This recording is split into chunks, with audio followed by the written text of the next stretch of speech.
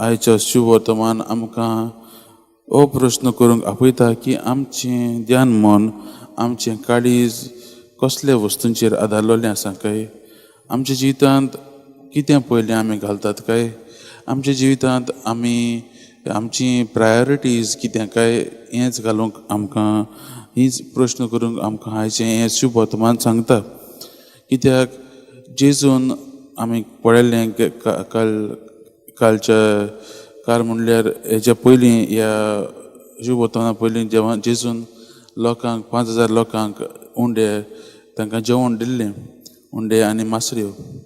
आनी हें पळोवन मोगाचें भावन लोक धादोशी जाल्लो.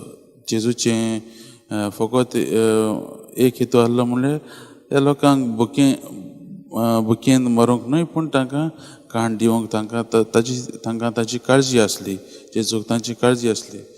पूण मोगाचें भावन भयणो, आयज आमी पळयता हे लोक जेजूक सोदीक लागतात. कित्याक जेजूक ही मिलाक कोता ते पळयल्ली आनी तांकां खावंक मेळटा म्हूण ताणें जेजूक ती सोदूंक लागलेली. पूण जेजूचो हेतू जावन आसलो ही मिलाक करून आपूण खरो देवाचो पूत म्हूण दाखोवंक, तेचो मेन हेतू.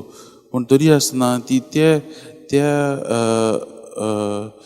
जेजूक देवाचो पूत मानून घेवंक म्हणून तो मिलाग्र करता. तो एक मॅजिशियन कसो ती ताका मानताली.